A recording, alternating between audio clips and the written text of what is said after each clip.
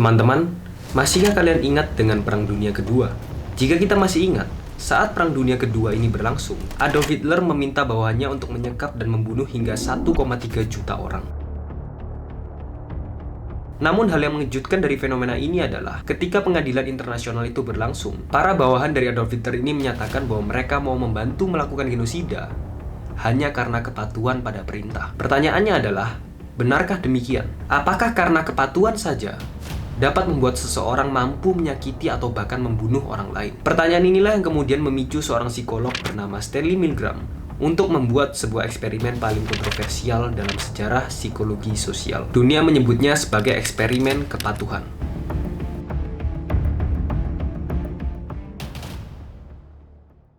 Eksperimen ini dimulai pada bulan Juli tahun 1981, tepat setahun setelah persidangan Adolf Eichmann di Yerusalem. Milgram merancang sebuah eksperimen untuk menjawab pertanyaan, mungkinkah Eichmann dan jutaan kaki tangannya dalam peristiwa The Holocaust hanya mengikuti perintah saja? Lalu apakah kita bisa menyebut mereka semua sebagai kaki tangan dari Eichmann? Pada dasarnya Milgram ini sebenarnya ingin menyelidiki apakah orang Jerman itu sangat patuh pada otoritas. Karena ini adalah alasan yang sangat umum untuk membunuh Nazi pada saat Perang Dunia Kedua. Jadi Milgram ini memulai eksperimennya dengan memilih peserta melalui sebuah iklan surat kabar. Ia mencari peserta laki-laki yang mau dijadikan sebagai alat eksperimen untuk studi pembelajaran di Universitas Yale. Lalu bagaimana Milgram menjalankan eksperimennya? Pertama-tama, Milgram memasangkan dua orang peserta dengan cara mengundi nama mereka. Salah satu peserta akan berperan sebagai seorang pelajar, sedangkan peserta lainnya akan berperan sebagai seorang guru. Namun tanpa sepengetahuan dari peserta, undian ini sebenarnya tidak dilakukan secara acak. Milgram diam-diam menempatkan anak buahnya untuk menjadi seorang pelajar, sehingga semua partisipan akan dijadikan sebagai seorang guru.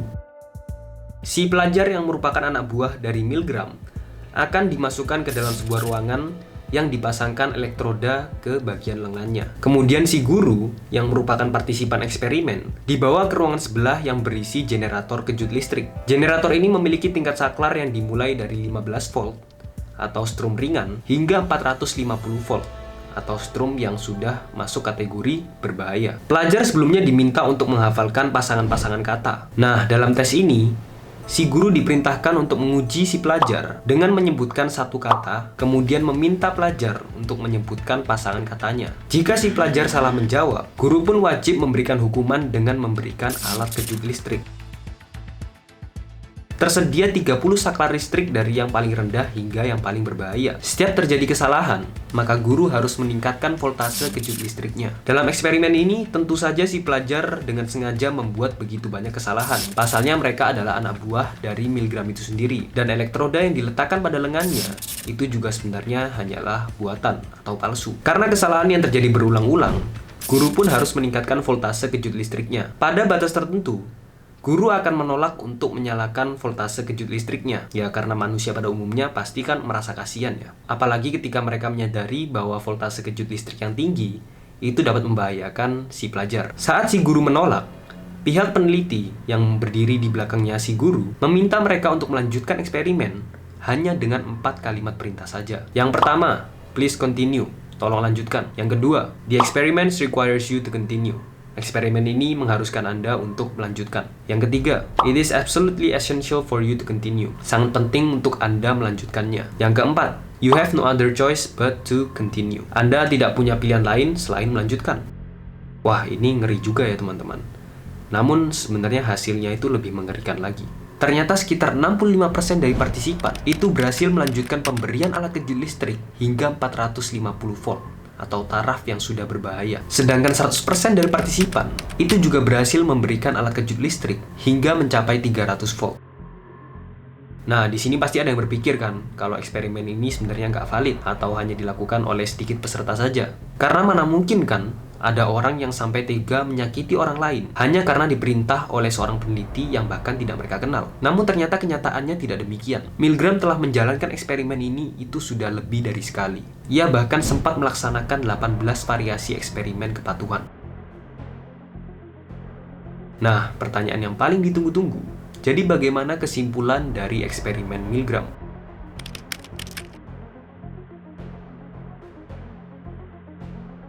Perilaku peserta menunjukkan bahwa ternyata ada sesuatu yang membuat mereka patuh pada perintah. Sesuatu ini tergantung pada kondisi dan situasi yang sedang mereka hadapi. Contohnya begini, pada satu sesi variasi eksperimen, Milgram dengan sengaja mengubah seragam dari para peneliti dari jubah laboratorium yang terkesan sangat resmi menjadi pakaian tidak resmi yang biasa-biasa saja, seperti kaos oblong misalnya. Hasilnya adalah level kepatuhan eksperimen pun berkurang sekitar 20%.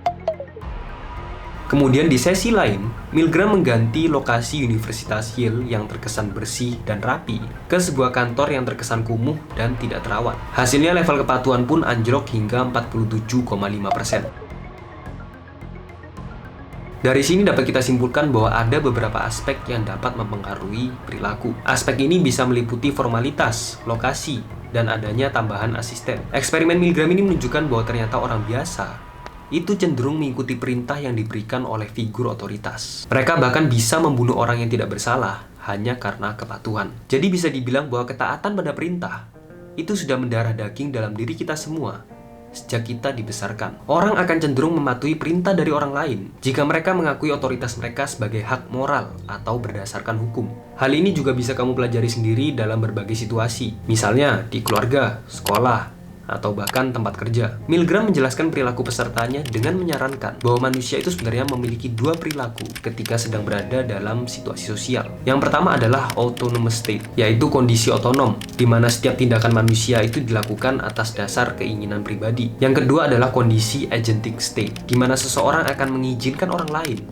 untuk mengarahkan tindakan mereka. Kemudian ia akan menyerahkan tanggung jawab dan konsekuensinya kepada orang yang memberikan perintah. Dengan kata lain, mereka bertindak sebagai agen untuk kehendak orang lain. Melalui eksperimen ini, Milgram menyatakan bahwa ada dua hal yang harus dicapai ketika seseorang memasuki agentic state. Yang pertama, orang yang memberikan perintah dianggap memenuhi syarat untuk mengarahkan perilaku orang lain. Artinya mereka dianggap sebagai orang yang memiliki kredibilitas. Kemudian yang kedua, orang yang diberikan perintah dapat percaya bahwa pihak otoritas akan menerima segala tanggung jawab dan konsekuensinya. Hal ini tentu sangat didukung pada bukti-bukti melalui eksperimennya Dr. Milgram. Misalnya, ketika peserta diingatkan bahwa mereka adalah penanggung jawab atas apa yang terjadi, hampir tidak ada dari mereka yang mau melanjutkan eksperimen. Sebaliknya, banyak peserta yang akan melanjutkan percobaan atau mematuhi perintah jika peneliti mengatakan bahwa merekalah yang akan bertanggung jawab.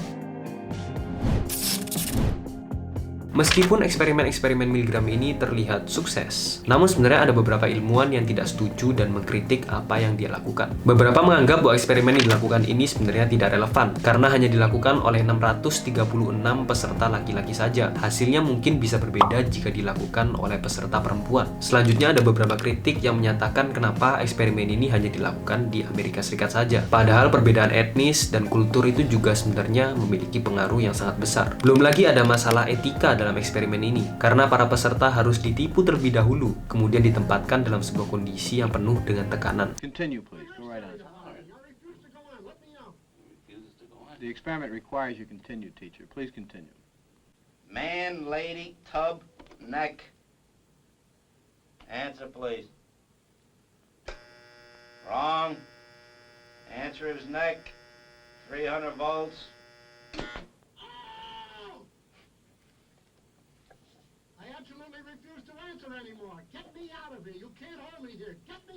Nah, bagaimana menurut kalian? Apakah jika kalian yang diposisikan sebagai partisipan akan menekan tombol listrik hingga 450 volt? Silahkan tulis di kolom komentar. Sekian konten kali ini, thank you for watching.